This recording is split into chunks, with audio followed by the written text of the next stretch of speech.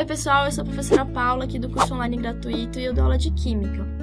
Bom, o tema de hoje é atomística.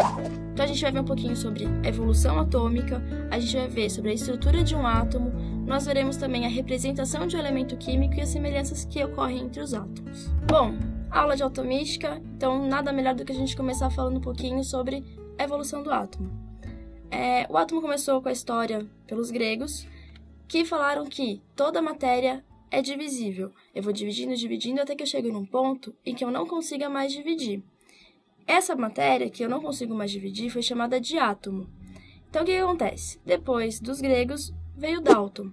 Dalton apoiou o que os gregos falaram e incrementou falando que o átomo é uma partícula, que ela é uma esfera maciça, indivisível e indestrutível, como se fosse uma bola de bilhar. Bom, depois de Dalton, veio Thomson. Thomson falou que o átomo ele é sim divisível. Ele é feito por uma esfera gelatinosa positiva e acoplados a essa esfera eu tenho partículas negativas. Depois de Thomson, veio Rutherford, que falou que sim, o átomo realmente é divisível, só que as esferas negativas não ficam acopladas, elas ficam ao redor, como se fosse um planetário. Então, o que acontece? Essa foi o ponto final. Depois disso, veio Chadwick, que descobriu os nêutrons, e atualmente o que nós usamos nas escolas é o modelo de Bohr-Rutherford. Pelo modelo de Bohr-Rutherford já está incluído o modelo de Chadwick, que incrementou com os nêutrons. Bom, esse modelo do Bohr-Rutherford é dividido em duas partes. Primeira, a gente tem o núcleo. Dentro do núcleo, a gente tem os prótons.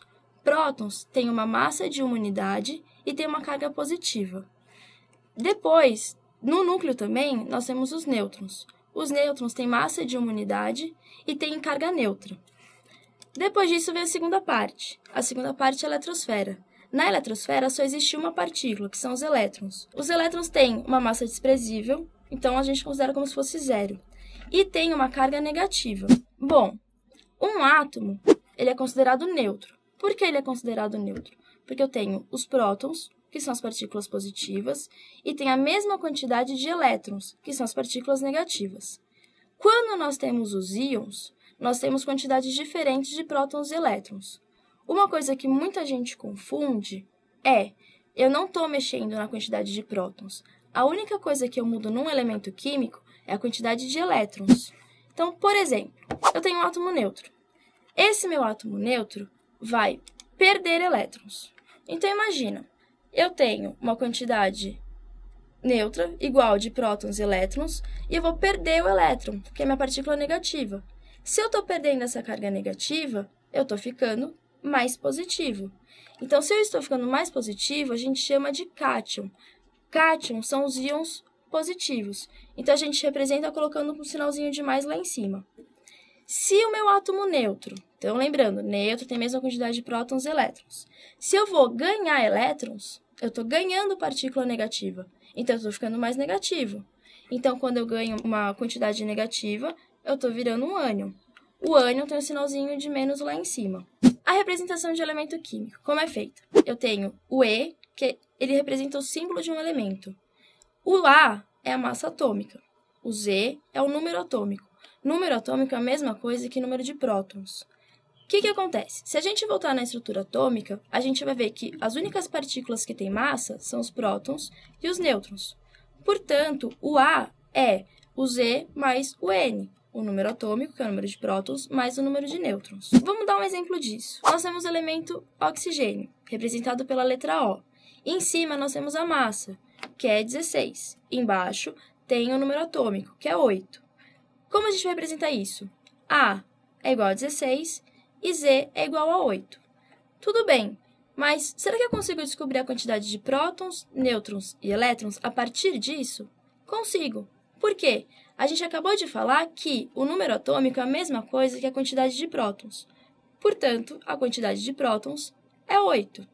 Se eu tenho a quantidade de prótons e a quantidade de nêutrons, eu consigo descobrir a massa.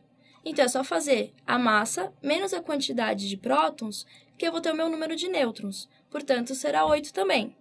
Se o meu elemento é neutro, eu tenho prótons iguais a elétrons. Então, também vai ser 8. como mostra agora. Acontece que, como a gente viu, esse é um elemento neutro. Eu posso ter um íon. Quando eu tiver o íon do oxigênio, ele vai ser sempre negativo. Ele vai sempre ganhar elétrons. Então, o que acontece? Eu tenho aqui o oxigênio. Aquele doisinho com menos que tem lá em cima é a quantidade de elétrons que eu ganhei. Então, tudo bem. Se a gente for reparar, a quantidade de massa e de prótons é igual. Não mudou. Tudo bem. O número de nêutrons também vai ser igual, porque a massa e o número de prótons continuam iguais. Só que a quantidade de elétrons mudou. Por quê? Eu ganhei 2 elétrons. Aquele sinalzinho lá em cima é um ânion. Se é um ânion, eu ganhei elétrons. Então, eu vou ter 2 elétrons a mais do que prótons, como mostra aqui. Para facilitar, se você quiser, pode colocar um sinalzinho de positivo e de negativo nos prótons e nos nêutrons, porque daí você pode fazer a verificação. No caso do elemento neutro, eu tenho 8 mais, que são os prótons, e 8 menos, que são os elétrons. Fazendo a soma, dá 0, elemento neutro. No outro caso, o que acontece? Eu tenho 8 prótons, que é positivo, mais 10 elétrons, que são negativos. 10 menos com 8 mais, dá 2 menos. Então, deu certo. Semelhanças atômicas. O que acontece? Esses átomos podem ter semelhanças entre os átomos de um mesmo elemento ou átomos de elementos diferentes. Bom, eu tenho os isótopos. Isótopos P de prótons. Então, eu vou ter a mesma quantidade de prótons. Eu tenho os isótonos. N de nêutrons. Portanto, eu tenho a mesma quantidade de nêutrons. Isóbaros. A de massa. Então, eu tenho a mesma quantidade de massa. E isoeletrônicos de elétrons. Eu vou ter a mesma quantidade de elétrons. Um exemplo de cada caso. Aqui a gente tem o carbono. O carbono tem massa 12 e tem número atômico 6. Consigo descobrir prótons, nêutrons e elétrons.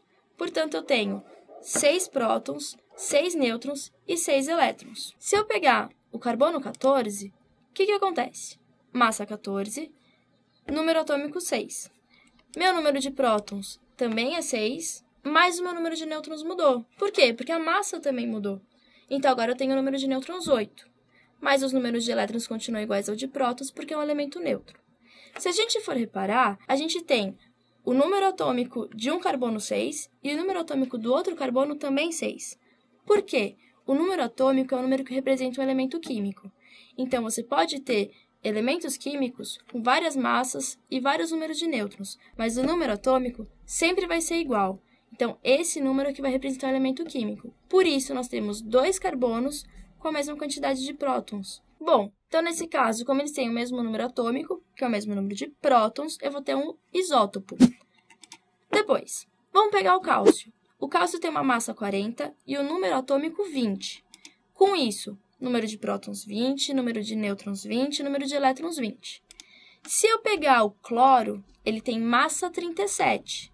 Número atômico 17, número de prótons 17, mais o número de nêutrons é 20, assim como o cálcio. O cloro tem número de prótons 17, número de nêutrons 20, assim como o cálcio, e número de elétrons 17. Portanto, eles têm a mesma quantidade de nêutrons. Se tem a mesma quantidade de nêutrons, eles são isótonos. Bom, o cálcio de novo. Ele tem uma massa 40, número atômico 20, número de prótons 20, número de elétrons 20 e número de nêutrons 20. Se eu pegar o potássio, um dos potássios tem massa 40 e número atômico 19. Portanto, número de prótons 19, número de nêutrons 21 e número de elétrons 19. O que eles têm em comum? A massa. Se eles têm a massa, é o A de isóbaros. Então, eles são isóbaros. Por fim, nós temos o magnésio. Só que se vocês repararem, eu tenho um magnésio que tem uma carga. Essa carga é positiva, portanto, ele perdeu elétrons. Então, vamos ver. Ele tem massa 24 e número atômico 12. Se o número atômico é 12, o número de prótons também é 12. Número de nêutrons também será 12. Só que como ele perdeu elétrons, ele vai ter uma quantidade de elétrons menor. Então, ele vai ter 10 elétrons. Se eu pegar o flúor também com uma carga, só que agora é negativa, portanto, ele ganhou elétrons. O flúor, ele tem massa 19, número de prótons 9. Então, ele vai ter nêutrons 10 e elétrons também 10. Por quê? Porque ele ganhou um elétron. Então, se ele era neutro, 9 prótons e 9 elétrons, ganhou um elétron, ficou com 10, assim como o magnésio. Então, a mesma quantidade de elétrons, eles são isoeletrônicos. Bom, essa foi a nossa aula de atomística, espero que vocês tenham gostado e espero encontrá-los em breve. Até mais!